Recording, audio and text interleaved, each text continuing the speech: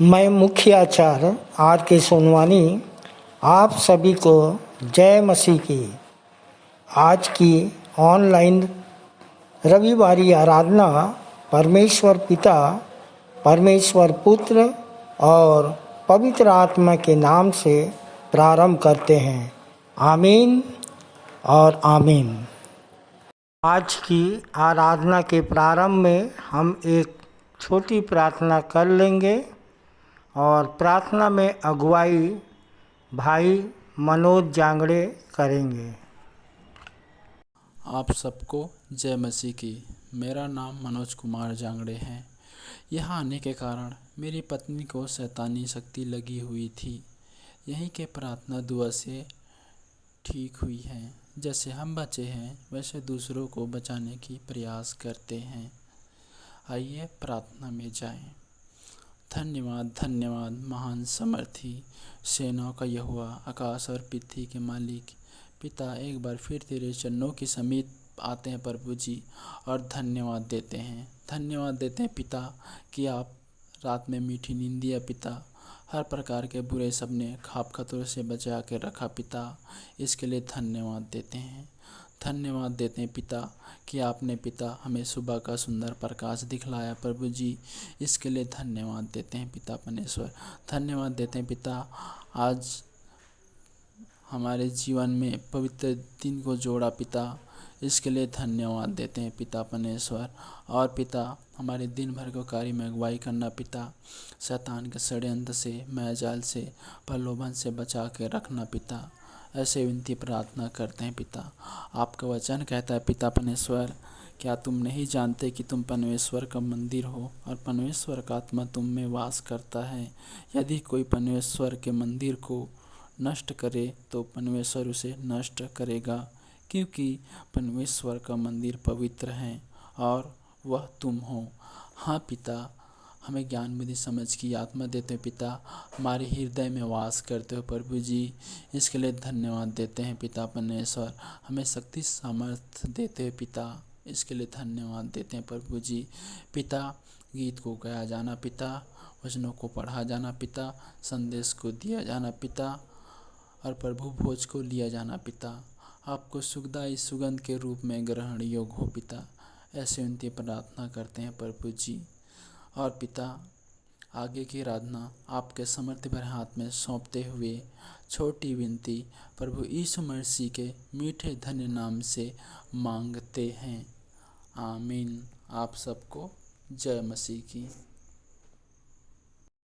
आइए हम प्रभु की स्तुति में गीत गा लेंगे। हमन गाना गाबो से 40 नंबर, चरण कमल हम आए प्रभु जी, हम पर करुणा दान करो। चरण कमल हम आए प्रभु जी, हम पर करुणा दान करो। चरण कमल हम आए प्रभु जी, हम पर करुणा दान करो। चरण कमल हम आए प्रभु जी, हम पर करुणा दान करो। हंसते हैं माया जाल में स्वामी, फंसे हैं माया जाल में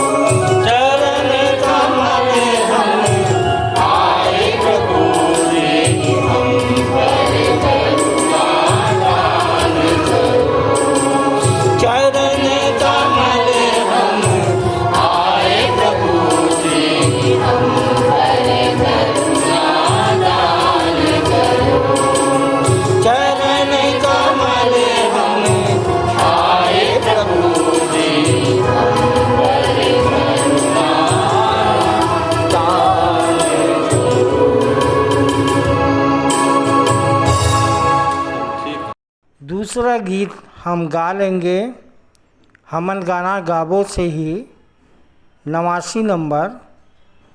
यीशु पिता के चरणों में शीश नवाने आए हैं।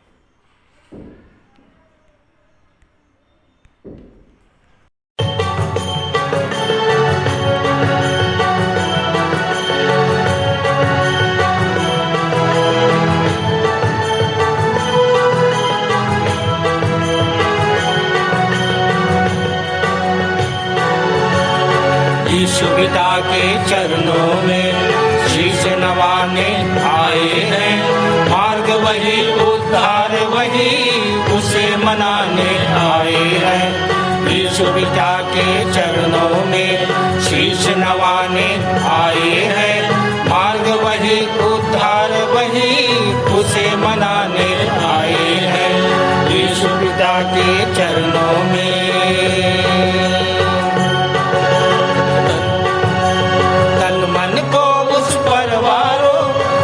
वचन को अपना लो, उसके विधानों को मानो, प्रभु में जीवन रच डालो। आ, आ, आ, आ, तन मन को उस पर वारो, यीशु वचन को अपना लो, उसके विधानों को मानो, प्रभु में जीवन रच डालो। यीशु पिता के चरणों में शीश नवाने आए हैं। मार्ग वही, उद्धार वही, उसे मनाने आए हैं। यीशु पिता के चरणों में नादानों की राह वही, सत्य सुखी संसार वही, जग जीवन संचार वही, जीने का आधार वही।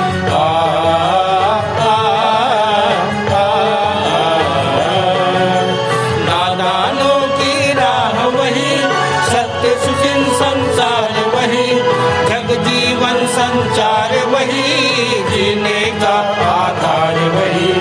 यीशु पिता के चरणों में शीश नवाने आए हैं। मार्ग वही, उद्धार वही, इसे मनाने आए हैं। यीशु पिता के चरणों में जो भजते प्रभु नाम सदा, पा जाते प्रभु का वरदान। वो इतनी शांति देता, लगता सुंदर जग सारा। आ, आ, आ, जो भजते प्रभु नाम सदा, पा जाते प्रभु का वरदान। वो इतनी शांति देता, लगता सुंदर जग सारा। यीशु पिता के चरणों में शीश नवाने आए हैं। मार्ग वही, उद्धार वही, उसे मनाने आए हैं। यीशु पिता के चरणों में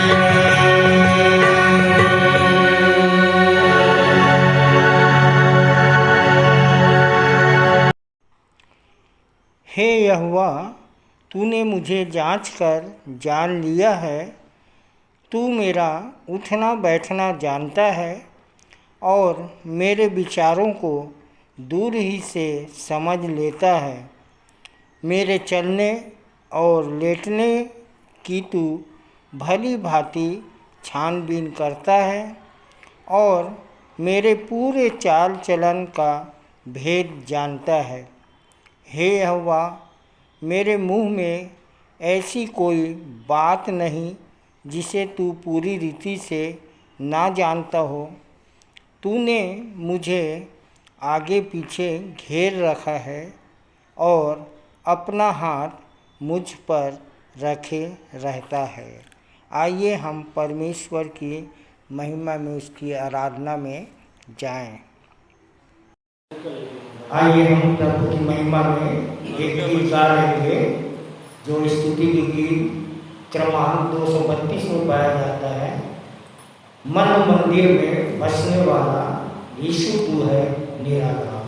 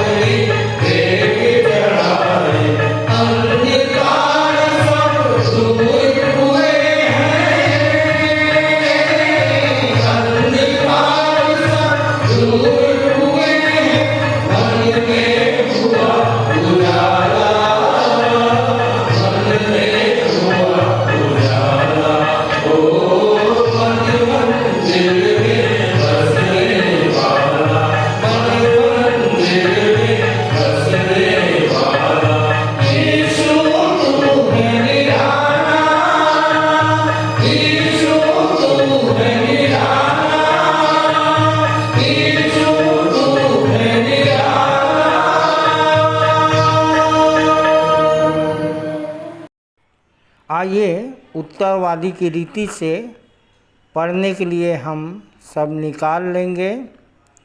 प्रेरितों के काम 2 अध्याय जिसका 14 से 25 पद तक पढ़ लेंगे और पढ़ने में अगुवाई करेंगे भाई सुधीर सूर्यवंशी और उत्तर देंगी कुमारी नेहा सूर्यवंशी।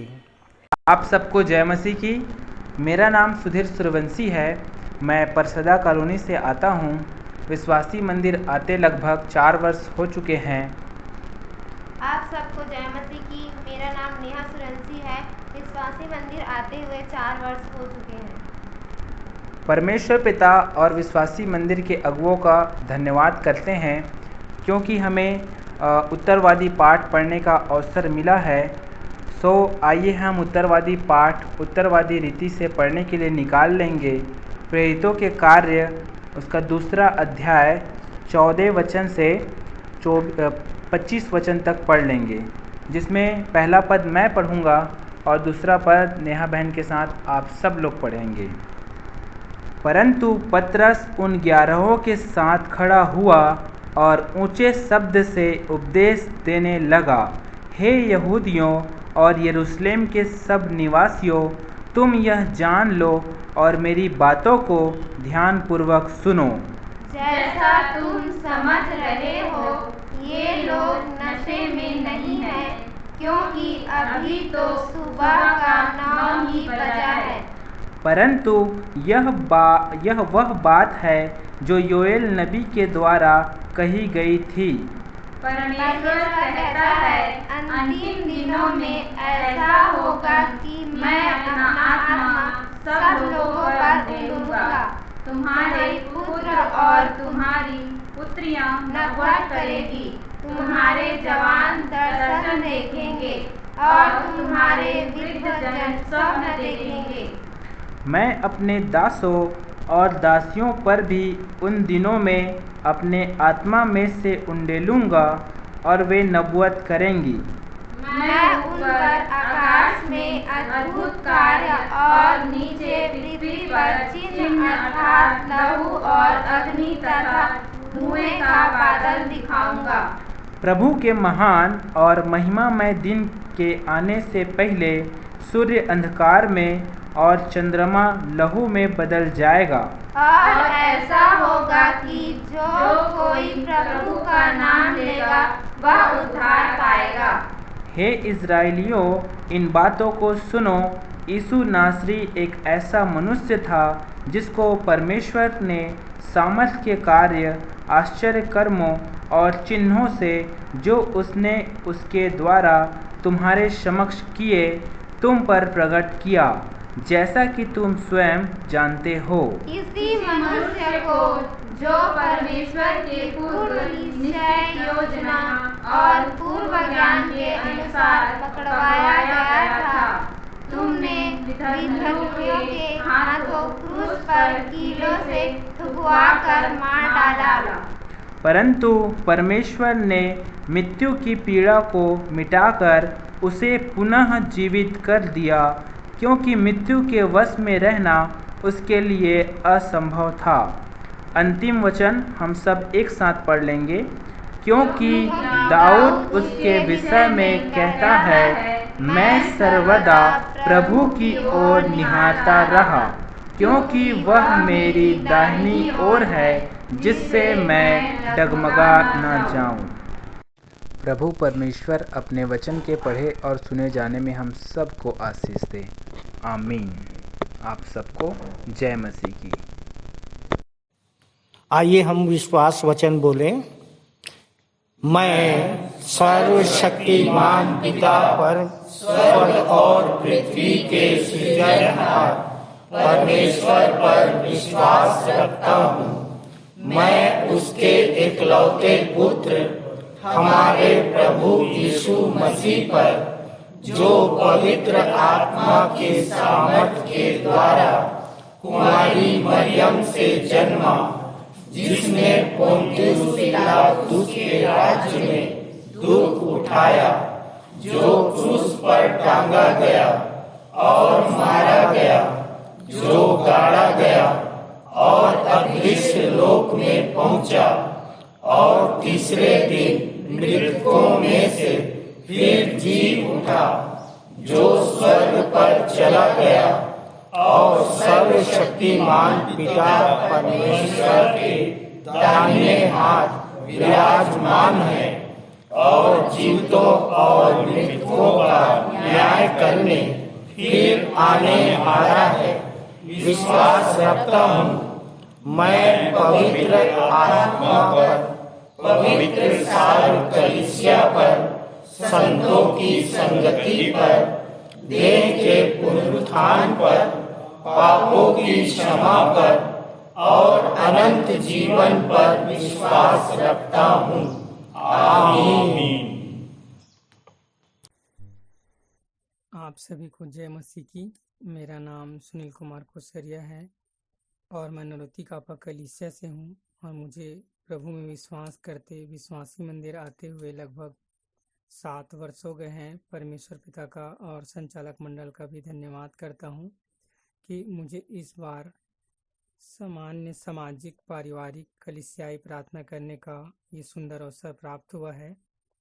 तो आइए हम सभी विश्वासी भाई बहन हाथ जोड़ लेंगे, आंख बंद कर लेंगे और अपना मन और ध्यान जीवित परमेश्वर पिता की ओर लगाएंगे।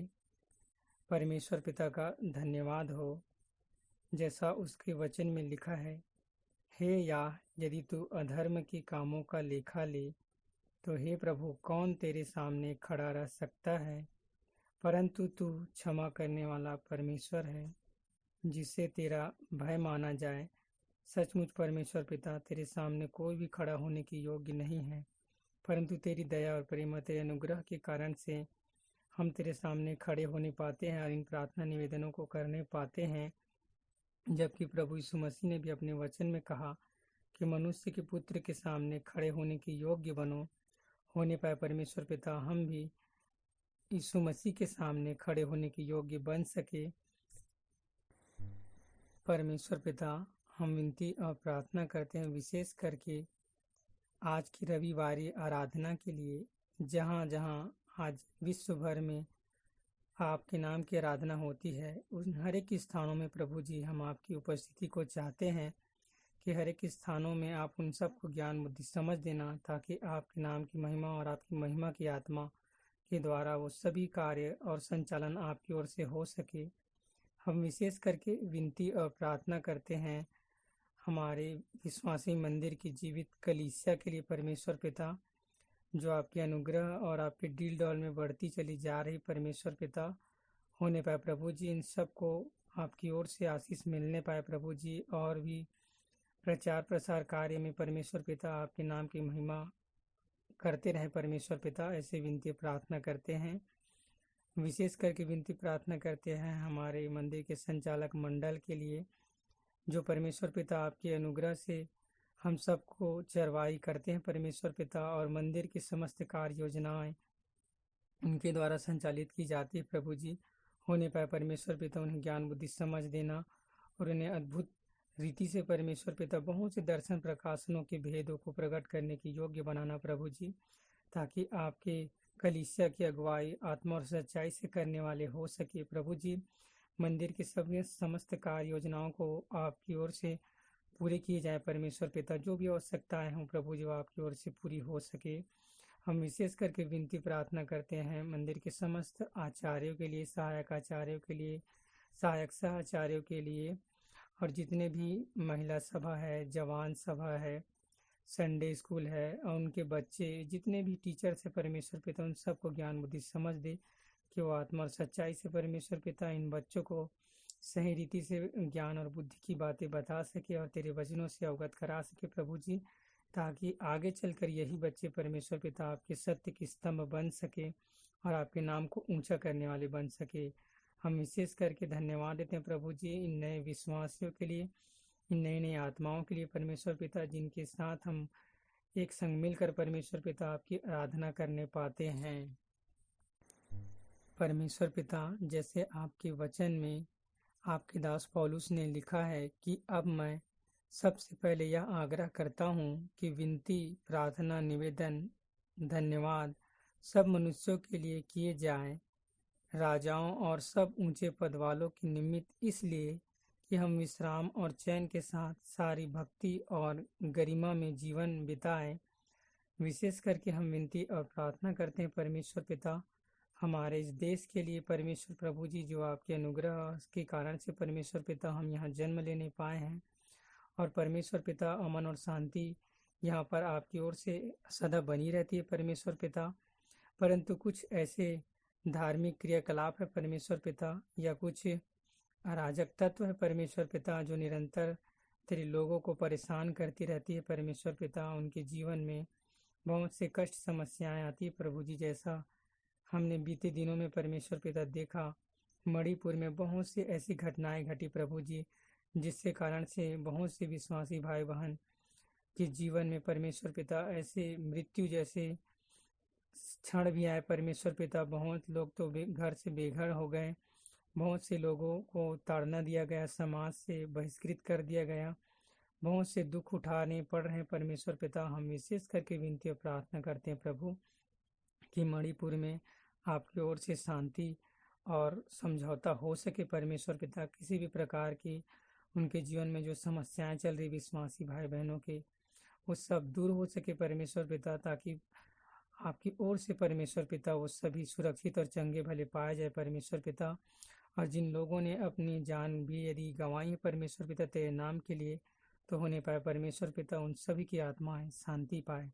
हम विशेष करके विनती और प्रार्थना करते हैं परमेश्वर पिता इस सुखद मौसम के लिए परमेश्वर पिता, जो आपकी ओर से हमें प्राप्त हुआ प्रभु जी, कि हम आनंदित होकर परमेश्वर पिता इस सुहाने मौसम का आनंद लेते हुए प्रभु जी तेरे वचनों का हम अध्ययन करने पाते हैं, उसे समझने और सुनने पाते हैं प्रभु जी।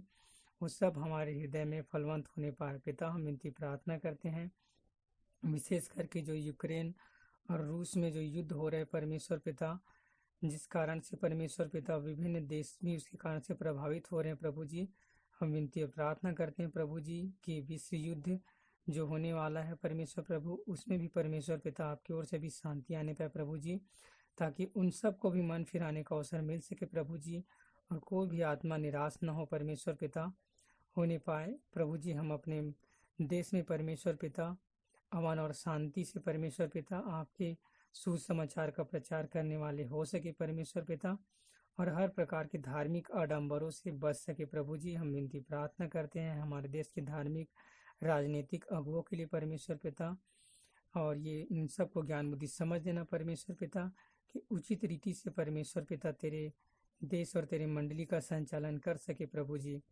हम विशेष करके विनती और प्रार्थना करते हैं हमारे इस मिशन अस्पताल के लिए परमेश्वर पिता, जबकि प्रभु जी आपके अनुग्रह से परमेश्वर पिता यह स्थान हमें मिला है, और ये कंपाउंड भी परमेश्वर पिता आपकी दया से जहाँ पर हम आपकी आराधना करने पाते हैं परमेश्वर पिता होने पाए प्रभु जी।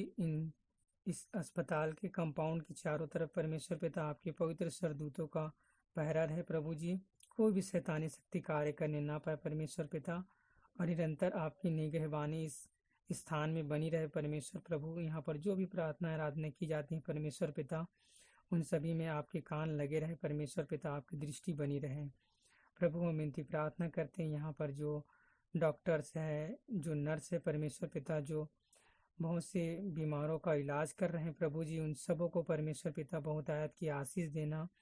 उनके हाथों में परमेश्वर पिता आपकी ओर से चंगाई का वरदान मिले प्रभु जी, ताकि जिन जिन मरीजों के इलाज करते वो सब चंगे भले स्वस्थ हो सके, गंभीर से गंभीर रोगी भी चंगे हो सके प्रभु जी, और वो आत्मिक चंगाई प्राप्त करने के साथ साथ परमेश्वर पिता शारीरिक चंगाई भी आपकी ओर से प्राप्त करे प्रभु जी, और विश्वासी मंदिर आ सके।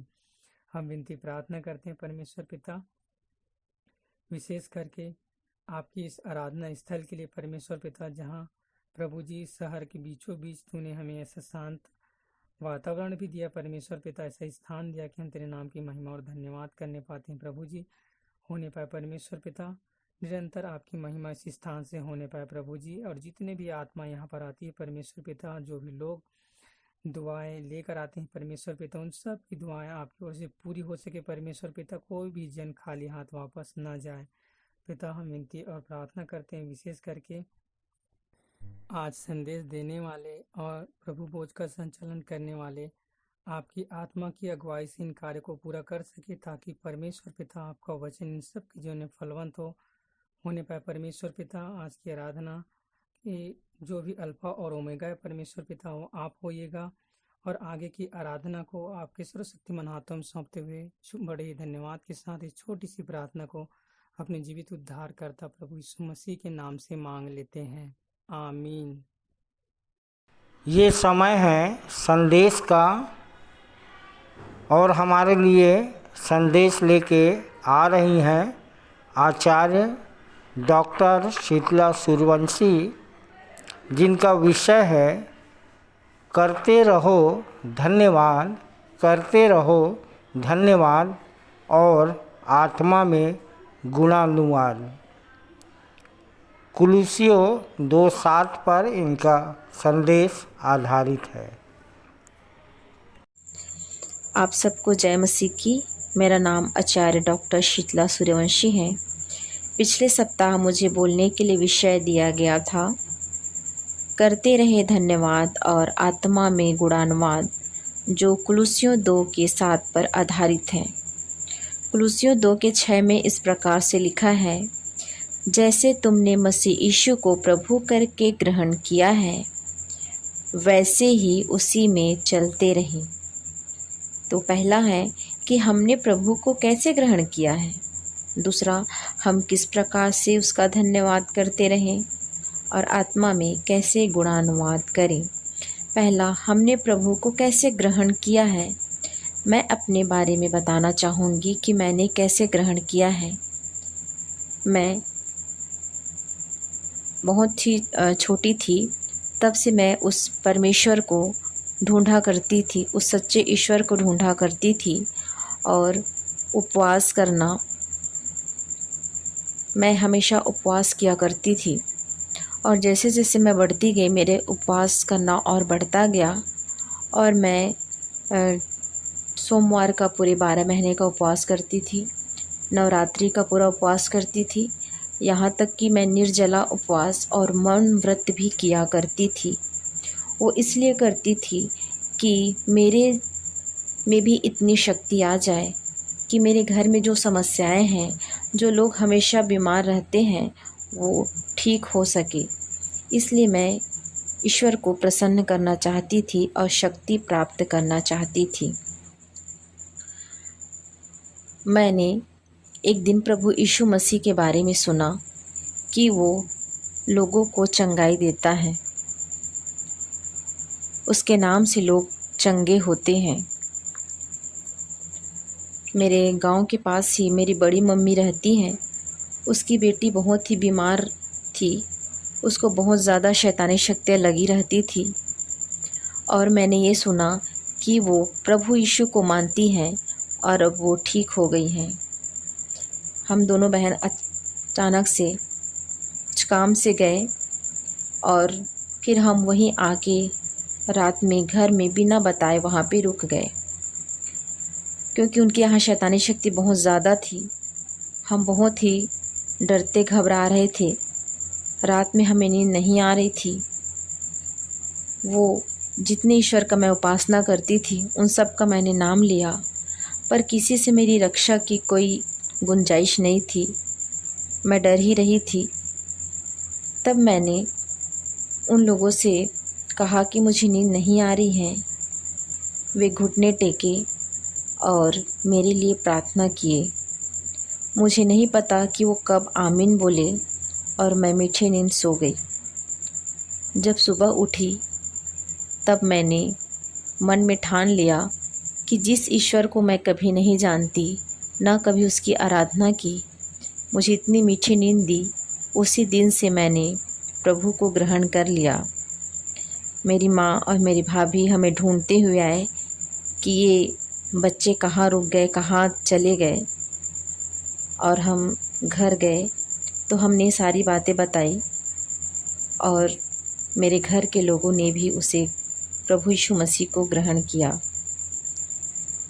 मेरी माँ की तबीयत ठीक नहीं थी, प्रार्थना करने से वो ठीक हो गई। मैं परमेश्वर का धन्यवाद करती हूँ। मेरे पिताजी की तबीयत भी बहुत ख़राब रहा करती थी। जब हम उन्हें विश्वासी मंदिर लाए, विश्वासी मंदिर में प्रार्थना हुई, तो वो भी जो किडनी ख़राब थी, डॉक्टर बोल दिए थे कि ठीक नहीं होगा, वो भी 1 सप्ताह के अंदर ही प्रार्थना से नॉर्मल कंडीशन में आ गए। ये थी परमेश्वर को ग्रहण करना, कि हमने किस प्रकार से उसको ग्रहण किया। अब हम परमेश्वर को कैसे धन्यवाद दें? क्या हमारी परिस्थिति अच्छी है या हम ठीक हो गए तभी हम उसको धन्यवाद दें? 6 महीने के बाद मेरे पिताजी प्रभु में सो गए। उसके बाद कुछ साल बाद मेरे बड़े भैया जो हैं वो भी प्रभु में सो गए, और उसके 20 दिन बाद मेरी मम्मी भी प्रभु में सो गई। ये तकलीफ़ को मैं कैसे सहन करती या मैंने कैसे सहन किया, ये प्रभु ही मुझे इतनी हिम्मत दी।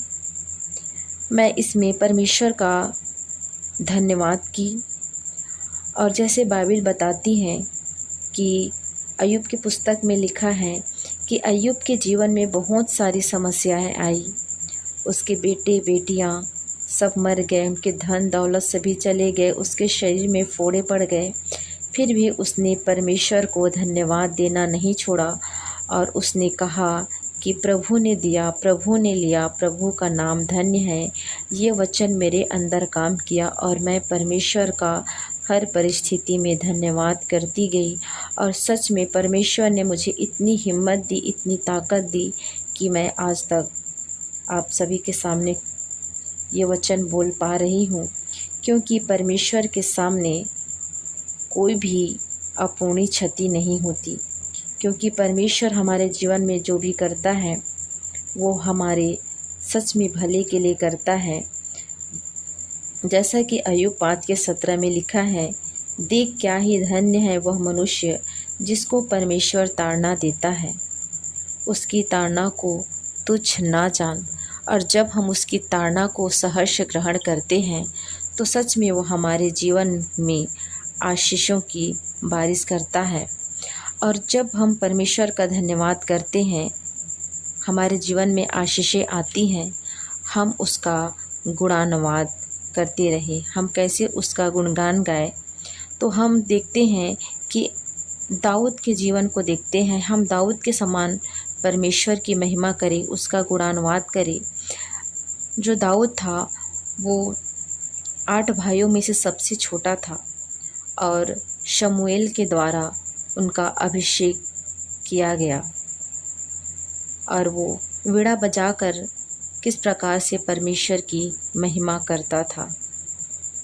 2 शमूएल 6 में लिखा है, जब वाचा की संदूक को यरूशलेम लाया जा रहा था, तब राजा दाऊद और उसका पूरा घराना परमेश्वर का वीणा बजा कर और सब प्रकार से उसका गुणानुवाद, सब प्रकार के बाजे और वीणा, सारंगी, ढब और झांझ बजाते हुए उसकी महिमा कर रहे थे।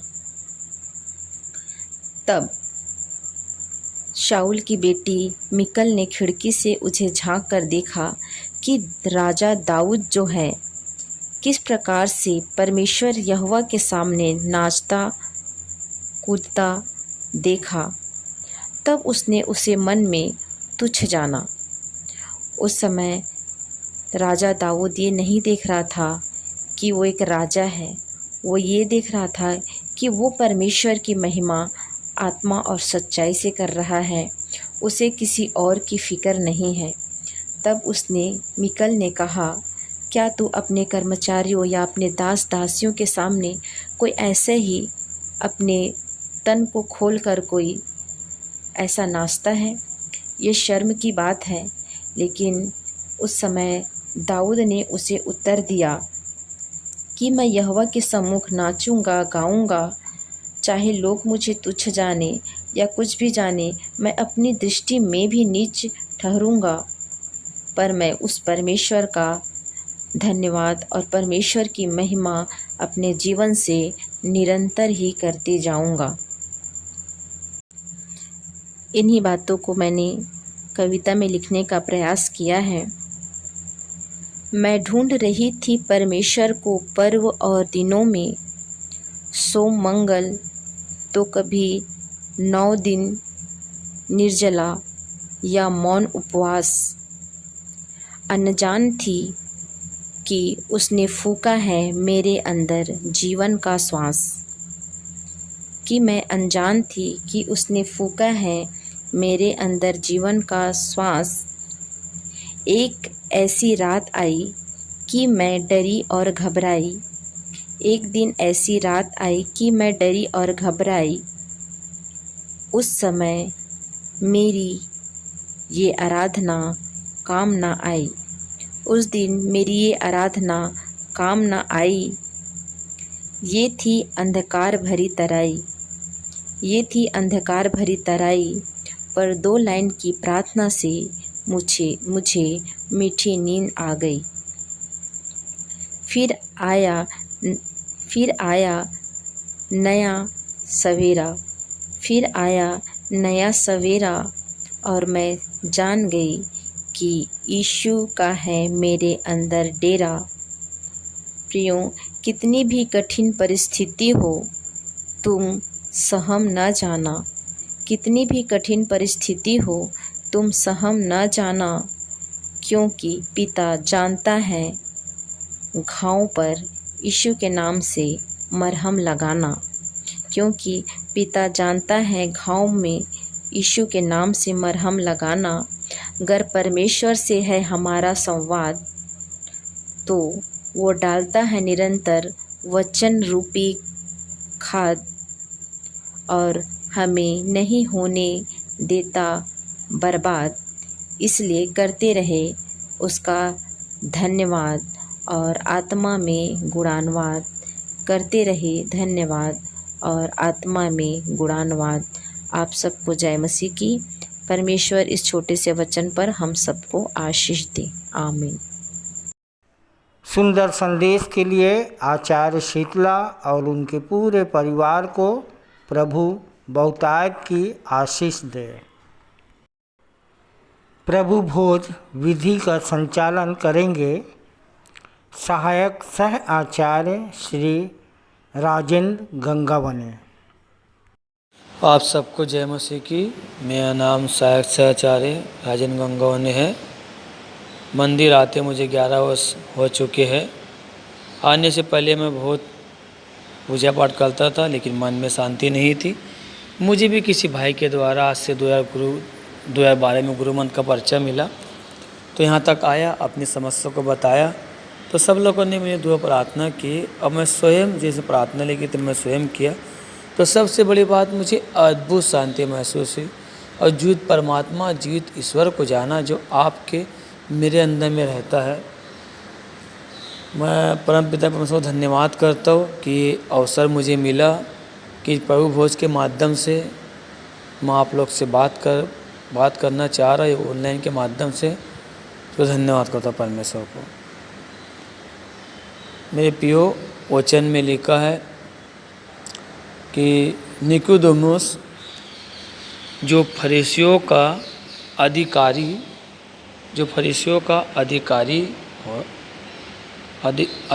था, उस रात वह यीशु के पास आकर कहा, हे रब्बी, हम जानते हैं कि तू परमेश्वर ओर से आया हुआ है।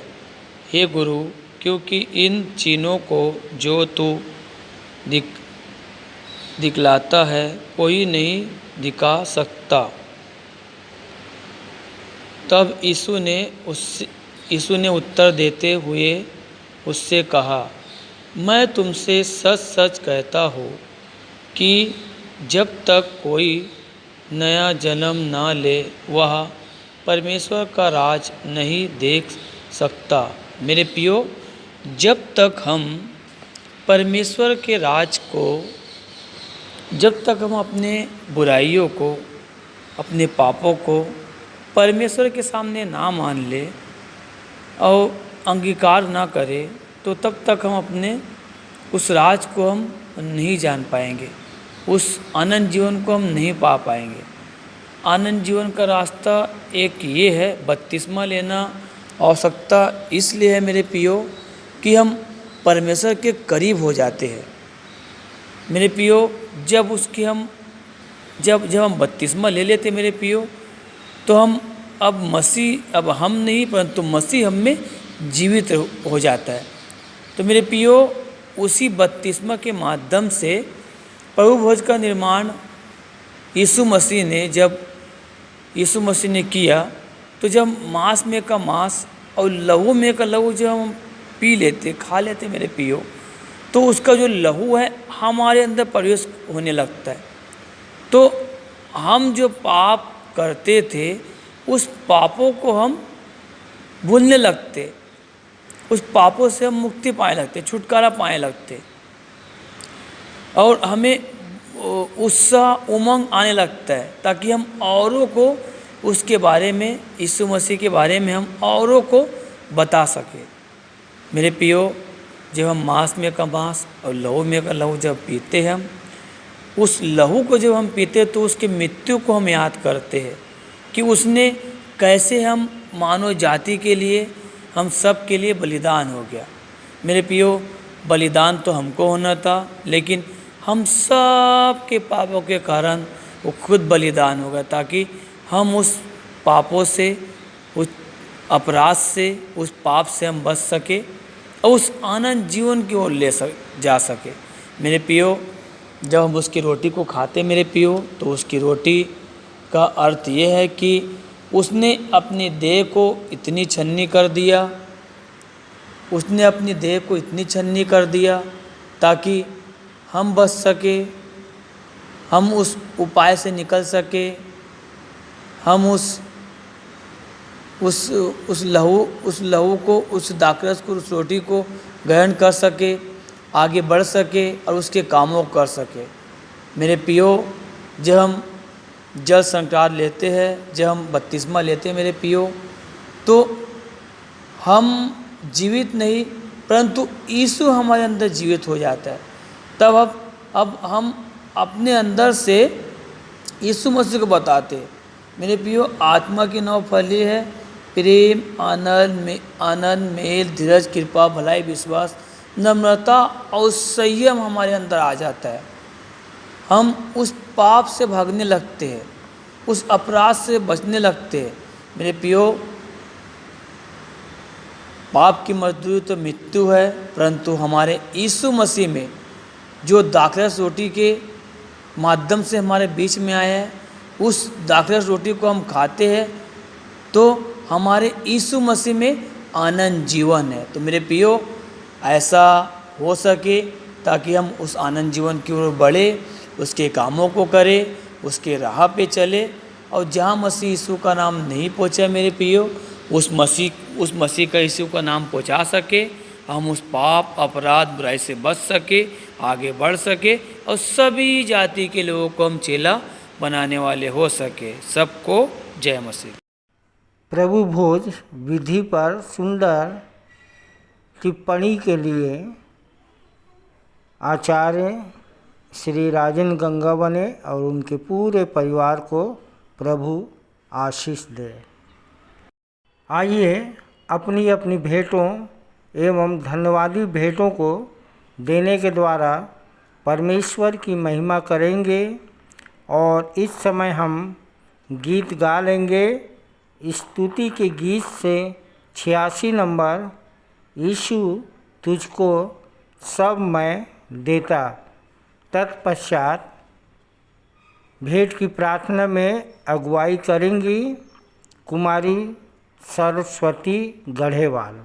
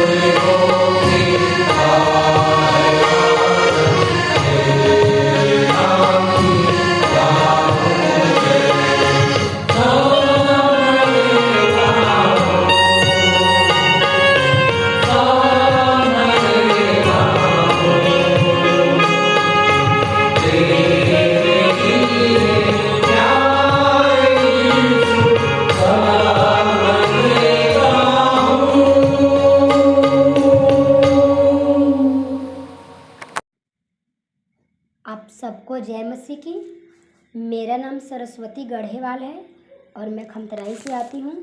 यहाँ आने की वजह है मेरे पापा की परेशानी। उनका रीढ़ का हड्डी दब गया था, जिसके कारण वो काम नहीं कर पाते थे। हमने उन्हें डॉक्टर बैगा हर जगह दिखाया पर वो ठीक नहीं हुआ। तभी हमें यहाँ गुरु मंत्र का पर्चा मिला और कहा कि प्रार्थना करके देखिए, और हमने प्रार्थना किया और आज मेरे पापा ठीक है और मैं और मेरा पूरा परिवार परमेश्वर में बने हुए हैं। आइए उसी जीवते परमेश्वर से प्रार्थना करें। अपने हाथ जोड़ लीजिए, सिर झुका लीजिए और परमेश्वर की ओर ध्यान लगाएं। जीवित अनुग्रहकारी प्रेमी पवित्र परमेश्वर पिता, धन्यवाद देते हैं प्रभु जी, आज के दिन को आपने हमारी ज़िंदगी में जोड़ा। हम मिट नहीं गए पिता, आपकी महान करुणा का फल है प्रभु जी। धन्यवाद देते हैं पिता कि आपने हमें इतनी सुंदर कायनात दिया प्रभु जी, और परमेश्वर पिता हमें स्वस्थ मन दिया, स्वस्थ शरीर दिया प्रभु जी, जिसके द्वारा हम आप परमेश्वर की महिमा करने पाते हैं। हम जानते हैं परमेश्वर पिता, हम इस संसार में रहते हैं पिता, और संसार में रहते हुए हमें कुछ धन कमाना पड़ता है प्रभु जी, और पिता हम उसी धन में से पिता आपके लिए कुछ अंश लेकर आए हैं प्रभु जी, क्योंकि हम जानते हैं आपने बुद्धि योग्यता आपने हमें दी है पिता, जिसके द्वारा हम कुछ अपने जीवन में करने पाते हैं प्रभु जी। प्रेमी पवित्र परमेश्वर पिता, हमारे इस भेंट को बड़ी दया से ग्रहण कीजिए प्रभु जी।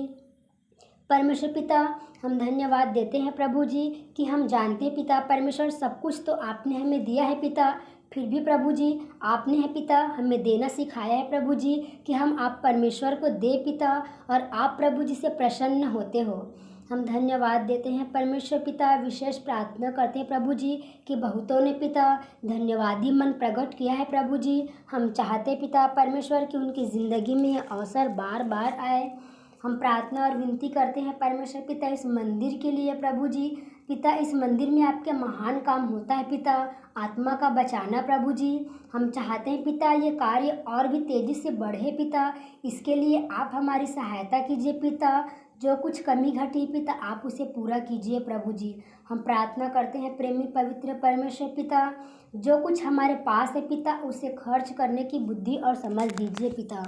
हम प्रार्थना करते हैं आप हमें मौद्रिक मानसिकता से बचा कर रखिए और हमें निर्बलता में सामर्थ्य की सिद्धि दीजिए परमेश्वर पिता। हम चाहते हैं प्रभु जी कि हम धन के कारण घमंड न करें पिता परमेश्वर। प्रभु जी हम चाहते हैं जो कुछ आपने हमें दिया है पिता उसमें हम संतुलन के साथ और संतुष्टि के साथ ज़िंदगी जिए प्रभु जी। और पिता परमेश्वर प्रभु जी न केवल हम अपने जीवन में 10% आपको देने वाला हो सके, वरन पिता आपको 100% जीवित पवित्र और भाता हुआ बलिदान करने वाले हो सके। ऐसा प्रार्थना और विनती करते हुए छोटी विनती प्रभु यीशु मसीह के नाम से मांगते हैं, आमीन। मैं मुख्य आचार्य R.K. सोनवानी आप सभी को जय मसीह की। आप लोगों को सूचना से अवगत करा दूं, हमारी रविवारी आराधना ऑनलाइन और ऑफलाइन दोनों चलती है। समय का विशेष ध्यान दें, प्रातः 10 बजे से दोपहर 12:30 बजे तक। जिनको जिनको आराधना में जिम्मेदारी दी जाती है उनको ऑनलाइन और ऑफलाइन दोनों में बोलना है। ऑनलाइन के लिए अपना ऑडियो बनाकर शुक्रवार शाम तक अवश्य ही मुझको भेज देवे। विशेष सूचना प्रायः यह देखा जा रहा है कि ऑनलाइन आराधना में जो प्रार्थना उत्तरवादी पाठ है, जो संदेश है कि रिकॉर्डिंग शुक्रवार शाम तक नहीं भेजी जाती, जिससे शनिवार रात भर सेटिंग करने में लग जाता है। अतः अब संचालक मंडल द्वारा निर्णय लिया गया है कि जिसकी रिकॉर्डिंग शुक्रवार शाम तक नहीं पहुंचेगी उसे आने वाले समय में अवसर नहीं दिया जाएगा। तदनुसार इस आदेश का कड़ाई से पालन किया जाएगा। आदेशानुसार संचालक मंडल विश्वासी मंदिर बिलासपुर। 23/7/2023 की रविवारी आराधना के लिए आप लोगों को सूचित कर दूं, जिसका संचालन श्री राहुल जांगड़े करेंगे। प्रारंभिक प्रार्थना बहन उषा सागर के द्वारा। उत्तरवादी पाठ कुलुस्सियों 2 अध्याय पूरा पढ़ लेंगे, जिसको पढ़ने में अगुवाई करेंगे कुमारी लक्ष्मी केवट। उत्तर देंगे मिस्टर रघुराज केवट, जो मल्हार कलीसिया से हैं। सामान्य सामाजिक एवं पारिवारिक कलीसियाई प्रार्थना आचार्य श्रीमती प्रेमलता पटनायक के द्वारा।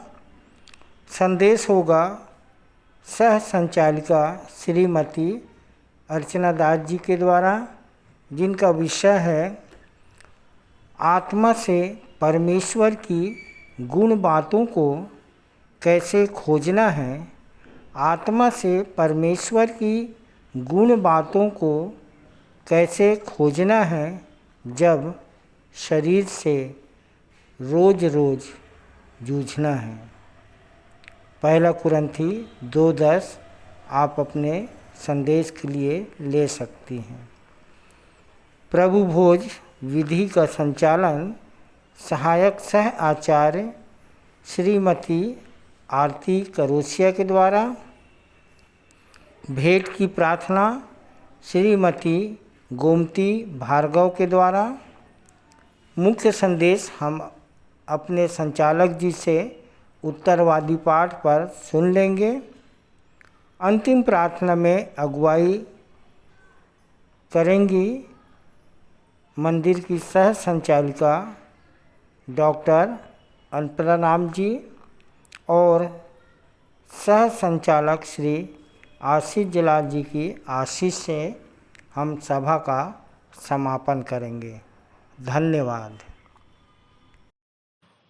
आइए और अंत में सुन लेते हैं अपने मंदिर के संचालक जी द्वारा पिछले सप्ताह के संदेशों की समीक्षा, मंदिर की वर्तमान स्थिति एवं भविष्य की योजनाएं तथा उत्तरवादी पाठ पर संक्षिप्त टिप्पणी। सबको जय मसीह की। परमेश्वर पिता का हम शुक्रिया अदा करते हैं कि जीवन के इस पड़ाव तक हम सब सुरक्षित पा जाते हैं। प्रियो, एक गीत जो हम गाते हैं, गर यीशु को अपना कहना जैसे कांटों की राह पर चलना और सच्चे मसीही बनना, संक्रूस पे उसके मरना। सुप्रियो, कितनी ऐसी परीक्षाएं आती हैं, कितनी ऐसी समस्याएं आती हैं इस जीवन में, खासकर यीशु के रास्ते में चलने से, और इसके पश्चात उसी संकटों में ही आनंद की अनुभूति भी होती है। और हमने बहुत से प्रभु के दासों के विषय में जाना सुना है।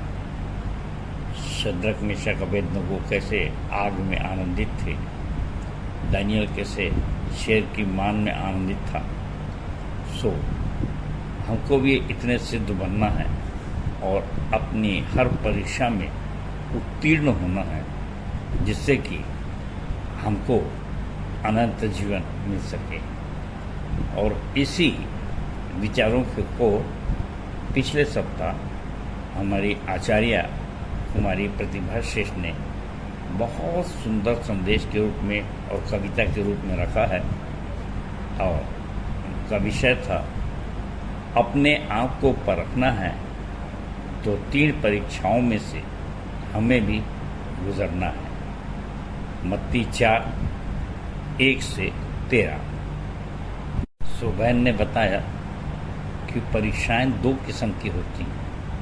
पहला स्वयं की अभिलाषाओं से, याकूब 1:14, और दूसरा परमेश्वर द्वारा स्वयं जो परीक्षा ली जाती है आनंदित होकर, प्रसन्न होकर। और इस प्रकार से यीशु को भी 3 परीक्षाएं हुई मत्ती 4:1-13।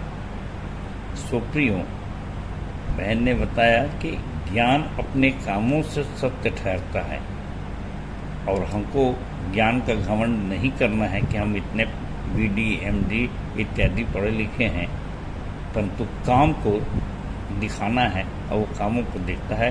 मत्ती 11:19।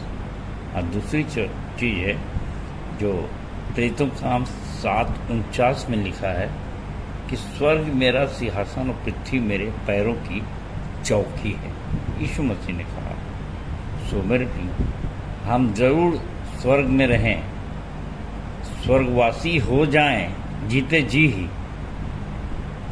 अपने आप को जीवित पवित्र बलिदान कर दें, परंतु स्वर्ग में रहते हुए भी इस बात को न भूलें कि हमारा पैर पृथ्वी में है।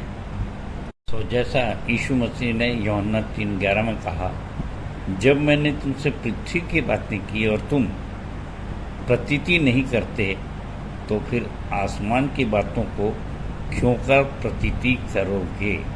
तो हम आसमान की बातें करें जरूर, लेकिन इस बात को न भूलें कि हम पृथ्वी पर हैं। और इस संबंध में मेरा विचार है मेरे प्रियो, जो व्यवस्था विवरण 8:2 से है कि स्मरण रख कि तेरा प्रभु परमेश्वर 39 वर्षों में इसलिए जंगल में लिए फिरा कि तुझे नम्र और दीन बनाए और तेरी परीक्षा करके देखे कि तेरे मन में क्या क्या है और कि तू उसकी आज्ञाओं को मानेगा अथवा नहीं। तो परमेश्वर भी मनुष्यों को जानते हैं कि ये कितने चालाक हैं, और ऐसा ना हो कि वो सुख के दिन में मुझको स्मरण करें और क्षमा करें कि ऐसा हो कि वो सुख के दिन में भी मुझको स्मरण करें, ऐसा नहीं कि दुख में ही स्मरण करें। क्योंकि कबीर का दोहा है, जो सुख में सुमिरन करे तो दुख काहे का होए। इन्हीं विचारों को बहन ने एक खूबसूरत कविता के में लिखा है, और वो कविता जरा लंबी है और उसके कुछ अंश मैं आपके सामने रखना चाहता हूँ, जो इस प्रकार है। जो करते हैं परमेश्वर का काम ईमानदारी से, जो करते हैं परमेश्वर का काम ईमानदारी से, वो कभी नहीं भागते अपनी जिम्मेदारी से। सो हो समस्याएं पहाड़ों की तरह क्यों न मजबूत, परमेश्वर के पुत्र उन पहाड़ों में भी नदियों की तरह अपना बना लेते हैं, खुद अपना रास्ता बना लेते हैं, खुद ब खुद। इसलिए आइए प्रियो, हर परीक्षाओं के लिए अपने आप को करें तैयार, नहीं तो परमेश्वर के राज्य के लिए हो जाएंगे बेकार। क्योंकि यही इम्तिहान हमें परमेश्वर के राज्य के लिए सिद्ध बनाएगा और परमेश्वर के पुत्र होने का अधिकार दिलाएगा। तो बहन को सुंदर संदेश के लिए और सुंदर कविता के लिए बहुत बहुत धन्यवाद। निश्चय इस बहन ने बहुत मेहनत किया है और परमेश्वर इस बहन को बहुतायत की आशीष दे। धन्यवाद। अब इसके पश्चात हमारे प्रभु भोज का संचालन हमारे भाई आचार्य संतोष सोनवानी द्वारा किया गया, और भाई ने बताया कि प्रभु भोज लेने के लिए बपतिस्मा या जल संस्कार क्यों आवश्यक है। और बपतिस्मा के 3 चरण हैं, पानी से, पवित्र आत्मा से व आग से, जिसका वर्णन हमारे बोर्ड नंबर 18 पे है, अमन गाना गबन पुस्तक की 18वीं टीम। और भाई ने बताया, आचार्य जी ने, कि मनुष्य 3 भागों में बटा है, देह, आत्मा और प्राण, और ये तीनों के तीनों प्रदूषित हैं। सो इन तीनों की शुद्धिकरण बपतिस्मा की विधि द्वारा होता है और तब जाकर हम शुद्ध बुद्धि और शुद्ध विवेक से परमेश्वर के वश में बने रहते हैं। और इस प्रकार यूहन्ना 1:7 में लिखाया है कि यीशु का लहू हमें सब पापों से शुद्ध करता है। तो हमारे आचार्य भाई संतोष सोनवानी को प्रभु भोज संचालन कुशलतापूर्वक करने के कारण बहुत बहुत धन्यवाद। प्रभु आपको बहुतायत की आशीष दे। अब प्रियो, मेरे पिछले सप्ताह का संदेश था प्रेरितों के काम 26:1-32 पद पर, जिस पर राजा अग्रिप्पा के सामने पौलुस की गवाही थी और पौलुस ने जैसे जैसे उसके साथ घटना हुई थी प्रेरितों के काम 9:1-8 में कि कैसे वह दमिश्क के मार्ग में जा रहा था, बहुत ही तेज घोड़ा था और मैं समझता हूँ कि उस ज़माने में कैसे घोड़े रहे होंगे। अंदाज लगाइए कि 100 किलोमीटर आज के हिसाब से प्रति घंटे जो घोड़े दौड़ सकते हैं, नदी नाला पार कर सकते हैं, इतनी रफ्तार से वो यीशु मसीह के जो चेले थे या जो उस पंथ में चलने वाले थे उन सबको सताने जा रहा था। और 11वें पद में लिखाया है कि क्रोध के कारण वो पागल हो गया था।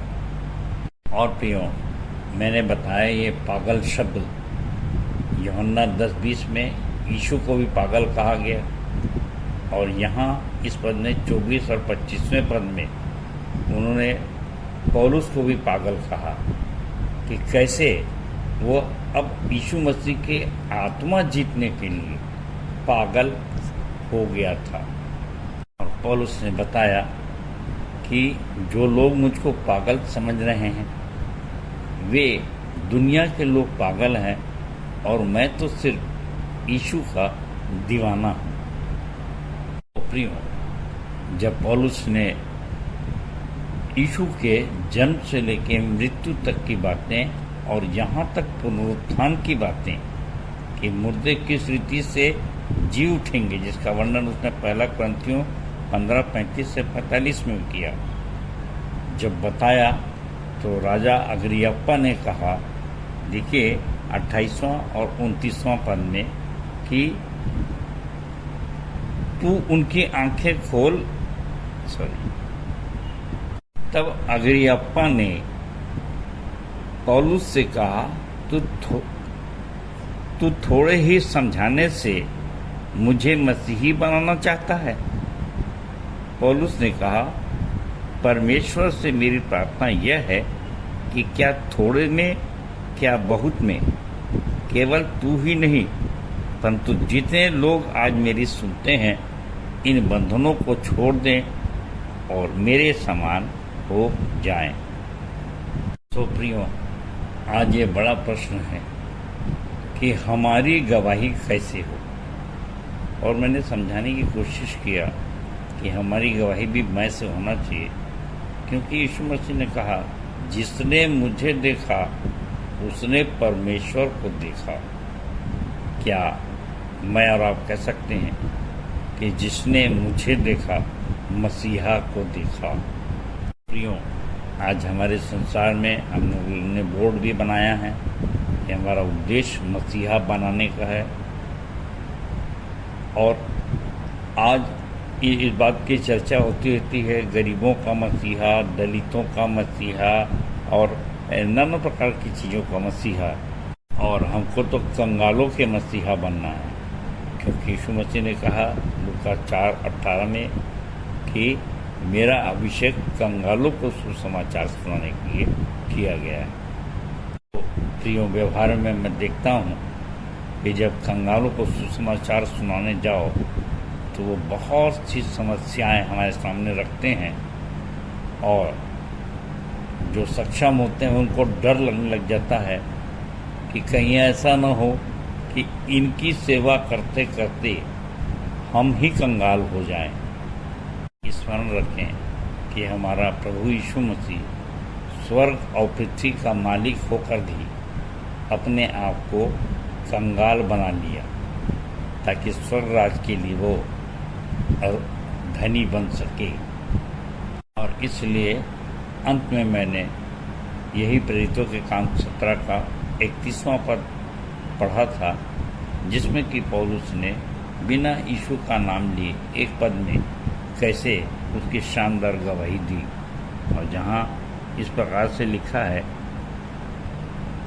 क्योंकि उसने एक दिन ठहराया है जिसमें वह उस मनुष्य के द्वारा धर्म से जगत का न्याय करेगा, उस मनुष्य के द्वारा धर्म से जगत का न्याय करेगा जिसे उसने ठहराया है, और उसे मरे हुओं में से जिलाकर यह बात सब पर प्रमाणित कर दी है। तो प्रियो, आज हमारी व्यक्तिगत गवाही भी मुर्दों में से जी उठने की होना चाहिए, और इसीलिए इफिसियों को 5:14 में पौलुस ने समझाया, हे सोने वाले जाग और मुर्दों में से जी उठ, तब मसीहा की ज्योति तुझ में चमकेगी।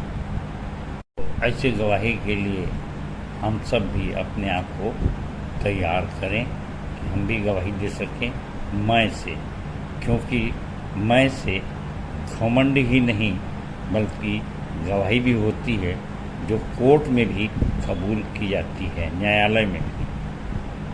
सो परमेश्वर अपने वचन कहे जाने पर आशीष दे, और इसके पश्चात अपन आ रहे हैं आज के उत्तरवादी पाठ पर। प्रेरितों के काम 2:14 से 25। सो आज का उत्तरवादी पाठ है प्रेरितों के काम 2:14 से 25। और प्रियो, पिछले सप्ताह हमने प्रेरितों के काम 26:1 से 32 पे पौलुस की गवाही देखी कि कितने प्रभावशाली ढंग से उसने महाराजा अग्रिप्पा के सामने गवाही रखा। और आज है पतरस की गवाही पेंतेकुस्त के दिन के लिए। और प्रियो, इसके पहले के वचन में आगे बढ़े, मैं बताना चाहता हूँ कि उत्तरवादी पाठ पर मैं 3 जगह संदेश देता हूँ, टिप्पणी करता हूँ। पहला तो आज जो रिकॉर्डिंग होती है, दूसरा और व्यवहारिक बना करके इतवार के दिन, रविवार के दिन संदेश देता हूँ, और इसके पश्चात अगले सप्ताह इसी संदेश का सारांश होता है। और मैं धन्यवाद देता हूँ अपने प्रियों के लिए जो इन संदेशों को पसंद करते हैं। रिकॉर्डिंग के तत्काल बाद ही वे इंतज़ार करते रहते हैं। अब मुझसे कहते हैं या अभी तक हमको भेजा नहीं है संदेश, और मैं फिर तत्काल भूल भी जाता हूँ कि जन का नाम फिर भेजता हूँ। सो प्रियो, किसी संदेश, इस बात को मैं इसलिए बताना चाहता हूँ कि चाहे कितना भी विस्तार कर सकते हैं खूब रिफ्रेश संदर्भों के साथ, परंतु समय की कमी सुनने वालों के लिए और बोलने वाले के लिए भी, रिकॉर्डिंग करने का दोनों पर समय की कमी रहती है। और हमको जिस रूप में संदेश समझ में आ जाए परख लें, क्योंकि हमारे विभिन्न प्रकार के श्रोता होते हैं, और उनके लिए ये 3 किस्म का संदेश हो जाता है, वही संदेश है। और सब मुझको कहते भी हैं कि उसी संदेश को आप बदल बदल कर देते। तो प्रियो, मैं तो नहीं जानता कि मैं कितना बदलता हूँ या नहीं बदलता, पर कुछ तो पॉइंट्स लिखा रहता हूँ और उस पर चलने की कोशिश करता हूँ। परंतु जैसे श्रोता हूँ, ऑडियंस हूँ, उनके अनुसार उनको देख करके वैसा संदेश निकलता है। सो प्रियो, आज का जो पत्रस की गवाही है। इसके पहले कि वचन में आगे बढ़े, मैं शुरू की कुछ आयतें आपके सामने पढ़ना चाहूँगा, तो निकाल ले। प्रेरितों का काम 2:14 से। पत्रस उन 11 के साथ खड़े हुआ और ऊंचे शब्द से कहने लगा कि हे यहूदियों और हे यरूशलेम के सब रहने वालों, यह जान लो और कान लगाकर मेरी बातें सुनो। जैसा तुम समझ रहे हो, ये नशे में नहीं, क्योंकि अभी तो पहर ही दिन चढ़ा है, परंतु यह वह बात है जो योएल भविष्यवक्ता के द्वारा कही गई है कि परमेश्वर कहता है कि अंत के दिनों में ऐसा होगा कि मैं अपना आत्मा सब मनुष्यों पर उंडेलूँगा और तुम्हारे बेटे और तुम्हारी बेटियां भविष्यवाणी करेंगी और तुम्हारे जवान दर्शन देखेंगे और तुम्हारे पुरनिये स्वप्न देखेंगे। वरन मैं अपने दासों और अपनी दासियों पर भी उन दिनों में अपने आत्मा में से उंडेलूँगा और वे भविष्यवाणी करेंगे। सो प्रियो, इसके पहले कि अपन वचन में आगे बढ़ें, प्रेरितों के काम 2 इसके प्रारंभ में ये पेंतुकुस्त का दिन क्या है और इसके विषय में ऐसी टिप्पणी की जाती है कि यह गेहूं के फसल की कटनी का पर्व था। निर्गमन 23 और 16 और लेव व्यवस्था 23-16 में भी इसका वर्णन है, बड़ा विस्तार से वर्णन है। परंतु सारांश यही कहूँगा कि प्रेरित 2 में पेंतुकुस्त का यह दिन कलीसिया के आरंभ होने को चिन्हित करता है। सो प्रियो, इस पेंतुकुस्त के दिन जब वे इकट्ठे हुए थे, प्रारंभ में बताया गया चेले इकट्ठे हुए तो पवित्र आत्मा उनको उतरी और वे अन्य भाषा बोलने लगे।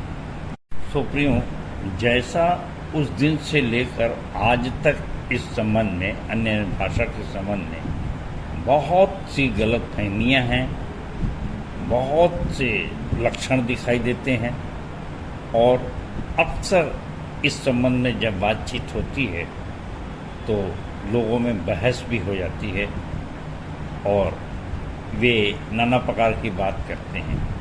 और इसलिए इस विषय पे आगे कहने से पहले मैं अपनी उन बातों को बताऊंगा जिसके के लिए हमेशा चर्चा की जाती है कि हमने मीटिंग किया, बैठक किया, विद्वानों के साथ बैठक किया, देखा सुना बचपन से ही, और मेरे बहुत ढेर सारे बड़े बड़े प्रचारक आते थे और मैं उनके कार्यों को देखने के द्वारा, उनकी चंगाइयों को देखने के द्वारा कि वे अन्य भाषा बोलते हैं और पवित्र आत्मा उन पर उतरती है और वो नाना प्रकार की हरकत करते हैं, बहुत करीब से जानने देखने का बहुत प्रयास किया। और मुझे इस बात की बहुत ज़्यादा चिंता थी जब मैं संसार में लोगों को लड़ते और बहस करते देखा हूँ इस विषय पर, जो उस समय से है कि पतरस के सामने यही परिस्थिति आई कि लोग कहने लगे कि ये नशे में हैं, नशे में कुछ भी बक रहे हैं। तो क्लैरिफिकेशन, स्पष्टीकरण पतरस को भी देना पड़ा, जो आज तक हम देते चले आ रहे हैं।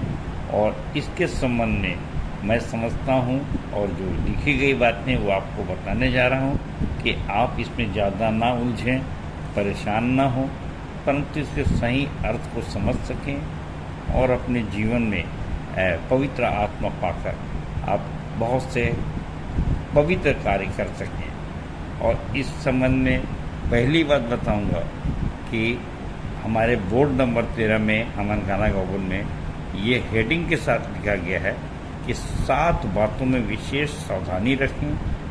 क्यों? इसमें से उद्धार, नया जन्म, पवित्र आत्मा, अन्य भाषा, बपतिस्मा, वरदान और चंगाई ऐसे विषय हैं। इसके लिए लिखा है जिनके सही प्रकाशन और दर्शन से भ्रमित कर शैतान विचारों को असंतुलित कर दो चित्ता बनाता है और ये दो चित्तापन पाप है। इसलिए बड़ी गंभीरता से इस विषय पर विचार करें।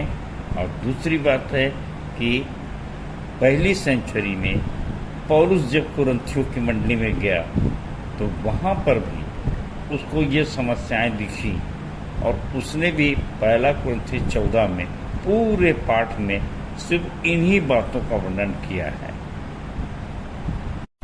पहला कुरिन्थियों 14 की कुछ बातें जो पौलुस ने उस समय समझाया था, क्योंकि समस्या न केवल पत्रस के पास थी, पौलुस के पास थी और आज हमारे पास भी है।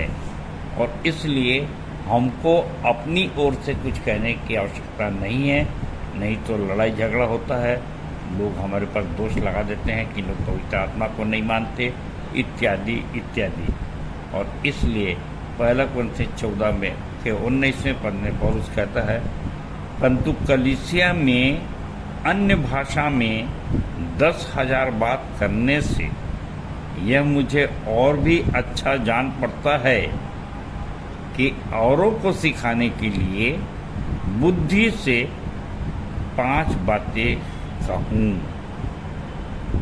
और इसी के 39 पद में कहता है, सो हे भाइयों, भविष्यवाणी करने की धुन में रहो और अन्य भाषा बोलने से मना ना करो, पर सारी बातें सभ्यता और क्रमानुसार की जाएं।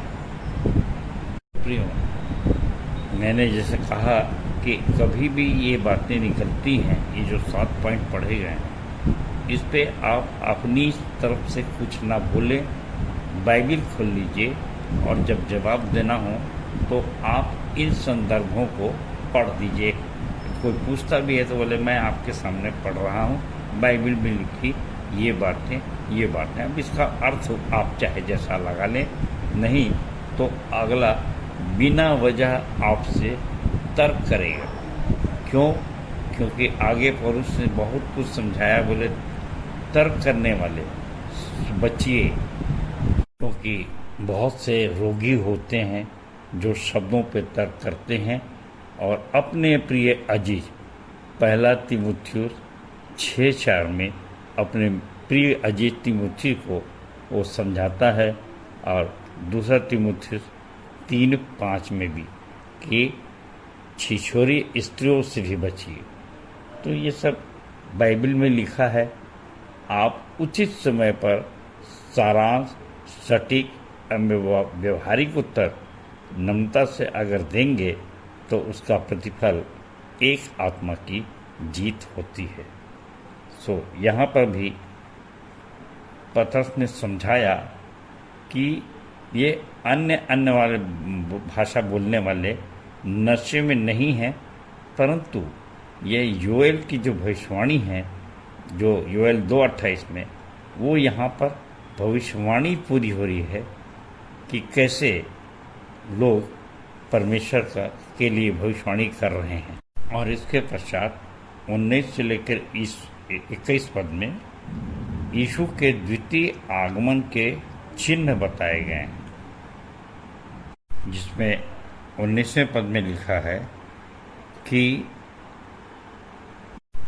मैं ऊपर आकाश में अद्भुत काम और नीचे धरती पर चिन्ह अर्थात लहू और आग और धुएं का बादल दिखाऊंगा। प्रियो, ये प्रकाशित वाक्य का 6 और 12 में भी है, और यही चीज 20वें पद में भी लिखे हैं कि प्रभु के महान और प्रसिद्ध दिन आने से पहले सूर्य अंधेरा और चांद लहू हो जाएगा। सो यीशु के जन्म से लेकर मृत्यु तक की गवाही 22 से लेकर 24 पद में पतरस ने दिया, और पतरस ने भजन 16:7 से 10 की भी गवाही दिया कि दाऊद अपने विषय में कहता है कि मैं प्रभु को सर्वदा अपने सामने देखता रहा, क्योंकि वह मेरी दाहिनी ओर है, ताकि मैं डिग ना पाऊं। प्रियो, 27वां पद इस प्रकार से दाऊद अपने विषय में कहता है कि क्योंकि तू मेरे प्राणों को अधोलोक में न छोड़ेगा और न अपने पवित्र जन को सड़ने देगा। प्रियो, अंत में मैं यही कहना चाहूँगा कि हम भी परमेश्वर की दृष्टि में पवित्र जन बने, और जो विशेष बात है वो ये है कि पवित्र आत्मा के लक्षण हम प्रेम, आनंद, मेल, धीरज, कृपा, भलाई, विश्वास, नम्रता और संयम से दिखा सकते हैं, क्योंकि इफिसियों गलातियों 5:22-23 में पौलुस गलातियों को भी समझाता है, और यीशु मसीह ने भी समझाया है कि मत्ती 7:20 में कि पेड़ अपने फलों से पहचाना जाता है। तो प्रियो, अगर आपको वरदान है पवित्र आत्मा से अनन्य भाषा बोलने का, तो उसका उल्टा भी करिए और अवश्य बोलिए। परंतु मैं जो अपने जीवन में कर पाया, अनन्य भाषा तो नहीं बोल पाया, परंतु ये है कि पवित्र आत्मा का फल अवश्य दिखाता हूँ। सो यही पवित्र आत्मा का असली लक्षण भी है। तो परमेश्वर अपने वचन के कहे जाने पर आशीष दे सबको। जय मसीह की, जय मसीह की और जय मसीह की। धन्यवाद। उत्तरवादी पाठ पर सुंदर सारगर्भित एवं व्यवहारिक टिप्पणी के लिए अपने संचालक जी का बहुत बहुत धन्यवाद करते हैं। तालियां। हम अपनी आराधना के अंतिम भाग में हैं। अंतिम गीत गाएंगे। स्तुति के गीत से 17 नंबर जय जय यीशु, जय जय यीशु। अंतिम प्रार्थना में अगुवाई करेंगे आचार्य श्री प्रवीण जैसल। प्रभु की प्रार्थना और संचालक जी की आशीष से सभा का समापन करेंगे।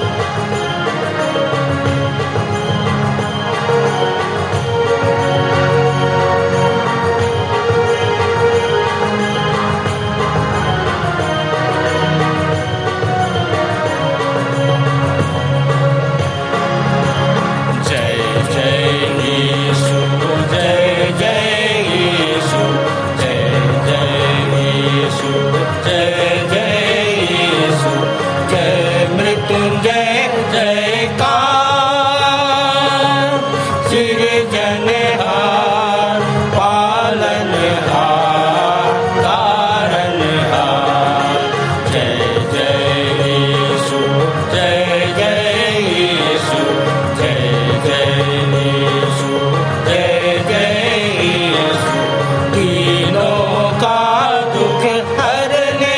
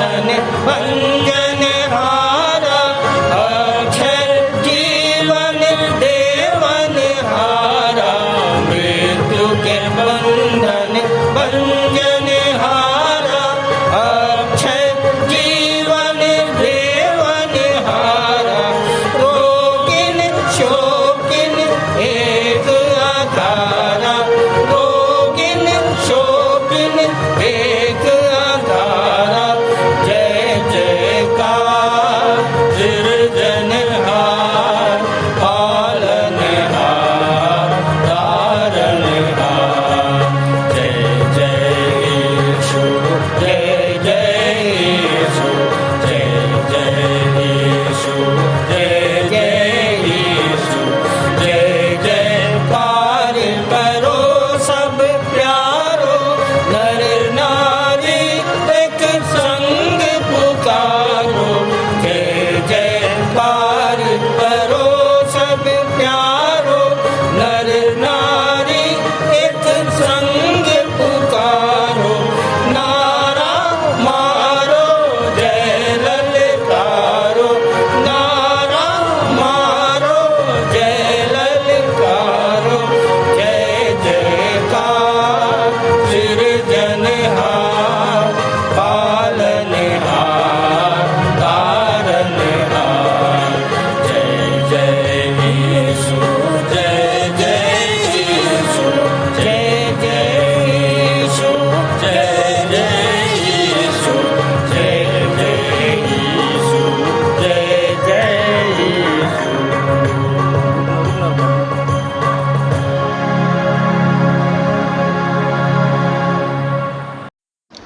आप सभी लोगों को जय मसीह की। मेरा नाम आचार्य प्रवीण जैसल है। मुझे मंदिर आते 14 वर्ष हो चुके हैं। मेरे आने की गवाही यह थी कि मैं खूब शराब पिया करता था, बुरी संगति था। इसी विश्वासी मंदिर की प्रार्थनाओं और संगति के द्वारा मेरा जीवन बदला, इससे आज खुद बचा हूँ। उसी प्रकार और भी भाई बहनों को बचाने का प्रयास करता हूँ। आइए प्रार्थना में जाएं। धन्यवाद धन्यवाद धन्यवाद हमारे जीवते परमेश्वर। हम धन्यवाद देते हैं पिता परमेश्वर आज के सुंदर दिन के लिए, समय के लिए खुदावन, कि आज विश्राम दिन में आपने हमें प्रवेश दिलाया। हम तेरा हृदय से धन्यवाद करते हैं खुदा। धन्यवाद देते हैं पिता परमेश्वर, आपने शहर के कोलाहल से दूर, शहर के बीचों बीच हमें यह स्थान दिया कि तेरे नाम की स्तुति प्रशंसा हम स्थान पर करने पाए खुदावन। धन्यवादित और आनंदित है पिता परमेश्वर प्रभु आज के दिन के लिए। पिता परमेश्वर धन्यवादित है खुदा, हम अपने गुरुजनों के बीच में तेरे दास भक्तों की संगति में पिता तेरी स्तुति और महिमा करने का हमें अवसर मिला। हम इसके लिए बहुत बहुत धन्यवाद देते हैं पिता परमेश्वर। जितने लोग पिता परमेश्वर आज गीतों के द्वारा आपकी स्तुति और महिमा करते हैं खुदा, प्रभु उन्हें आत्मा से भर दें, उस आत्मा से आपने भरा। हम तेरा धन्यवाद करते हैं, वो आनंद और खुशी आपने उनके जीवन में दिया। हम तेरा धन्यवाद करते हैं खुदावन। प्रभु आज हमने प्रभु बिहारी के निकट हम आने पाए खुदावन, और पिता परमेश्वर आपने हमें स्वयं को जानने का अवसर दिया कि हम गुनाह अपराध से बचाए जाएं और तेरे पवित्र चरणों में आने पाए और हमारे जीवन में सुधार आने पाए। पिता हम तेरा धन्यवाद करते हैं खुदावन, और धन्यवादित है पिता परमेश्वर आज भेंटों को चढ़ाया जाना खुदावन, कि आपने हमें देना सिखाया खुदावन, कि प्रभु जीवन की पुस्तक में हमारा नाम लेने वालों में नहीं, हमारा नाम देने वाले होने पाए। प्रभु एक वचन इस बात को साबित करता है, लेने से देना धन्य है खुदावन। हम धन्यवादित हैं खुदा। प्रार्थना करते हैं पिता परमेश्वर प्रभु कि आज आपने अपने समीप हमें लाया। हम इस बात के लिए धन्यवादित हैं खुदावन। धन्यवाद देते हैं खुदा आज के सुंदर कलाम के लिए पिता परमेश्वर प्रभु। आज के कलाम जितने लोगों ने सुना है खुदा, हम चाहते हैं पिता परमेश्वर उनके जीवन में आप कार्य करें, वचन उनके जीवन में अधिकाई से बसने पाए पिता परमेश्वर, और प्रभु वो बढ़ते जाएं, जड़ पकड़ते जाएं, और भी पिता परमेश्वर विश्वास से मजबूत बने खुदावन। क्योंकि प्रभु आप अपनी आत्मा से हर आत्मा से उंडेलने वाले हो खुदावन। हम चाहते हैं खुदावन हर एक विश्वासी पर पिता तेरी आत्मा की शक्ति होने पाए पिता, और उनका मन बदलने पाए, और पिता परमेश्वर जब मन बदलने के कारण उनका चाल चलन बदलने पाए पिता परमेश्वर। प्रभु अब तक आपने हमें संभाला, उसके लिए धन्यवाद करते हैं। अपने पवित्र भवन तक लाया, उसके लिए धन्यवाद करते हैं खुदावन। प्रभु अब सब आने वाले सप्ताह में पिता परमेश्वर आपकी अगुवाई और आपकी उपस्थिति को चाहते हैं खुदावन। प्रभु आज के वचन के द्वारा पिता परमेश्वर प्रभु सभी आशीष को प्राप्त करने पाए पिता परमेश्वर खुदावन। हम धन्यवादित हैं पिता परमेश्वर। प्रभु आज अपने गुरुजनों के समीप पाए जाते हैं पिता कि हम सीखने पाते हैं कि अपने जीवन से पिता कि हमारे जीवन का मार्गदर्शन जब हमारे गुरुजन आगे करते हैं खुदा, उन्हें भी और भी बहुत आयती आशीष देना और भी उनके प्रभु उनके कार्यों पिता परमेश्वर आपकी उपस्थिति आपकी अगुवाई को चाहते हैं खुदावन। पिता परमेश्वर आगे के समय को तेरे हाथों में सौंपते हैं, आज के दिनचर्या को तेरे हाथों में सौंपते हैं, हर एक विश्वासी भाइयों को तेरे हाथों में सौंपते हुए वो आदर महिमा गौरव जल देते हुए इस विनती को उद्धार करता प्रभु यीशु मसीह के नाम से मांगते हैं, आमीन। हे हमारे पिता, तू जो स्वर्ग में है, तेरा नाम पवित्र माना जाए, तेरा राज्य आए, तेरी इच्छा जैसे स्वर्ग में पूरी होती है वैसे ही इस पृथ्वी पर भी पूरी हो।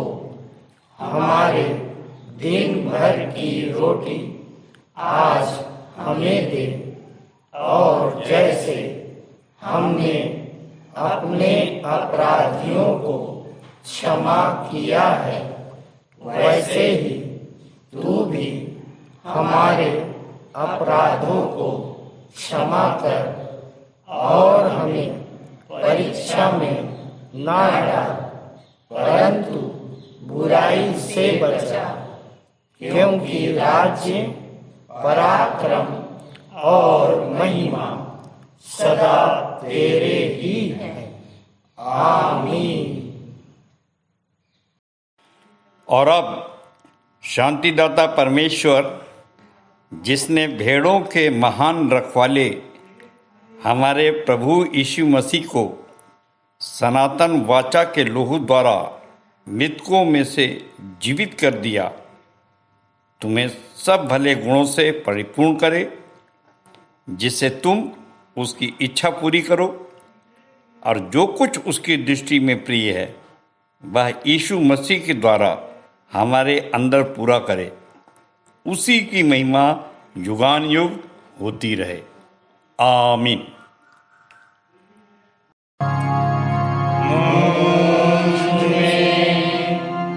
यीशु की शोभा दिखाई,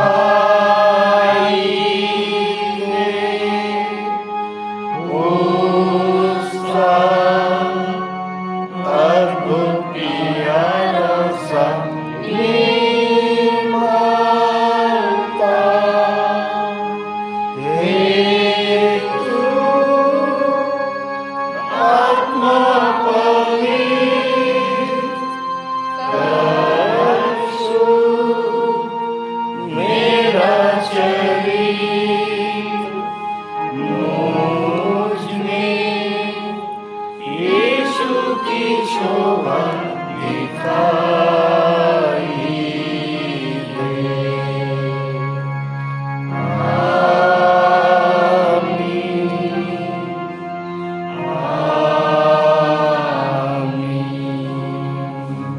आप सबको जय मसीह की।